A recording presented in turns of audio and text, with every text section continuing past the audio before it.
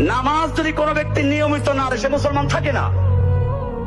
মাঝে মধ্যে 2 ওয়াক্ত না পড়লে আমি তাকে কাফের বলি নাই, কিন্তু আল্লাহর রাসূল সাল্লাল্লাহু আলাইহি ওয়াসাল্লাম বলেছেন, মান তারাকা সালাতান মুতাআম্মিরান, যেই ব্যক্তি 1 ওয়াক্ত সালাত ইচ্ছে করে তরক করলো সে ব্যক্তি ফাকাদ কাফারা, সে কাফের হয়ে গেল, কুফরি করলো, একটা কুফর জমা করলো, 2টা কুফর জমা করলো, দৈনিক 5টা কুফরি করলো, মাসে কয়টা করলো, বছরে কয়টা করলো, জীবনের 50-60 বছর নামাজ পড়ে নাই, কত কুফরি করলো। ওই বেটা 1টা-2টা টাকা জমা করতে করতে একজন লোক টাকা ওয়ালা হয়ে যায়। ঠিক এরকম ভাবে যে কুফরি জমা করতে করতে কাফের ওয়ালা হয়ে যায়, সে ব্যক্তি কাফের হয়ে যায়।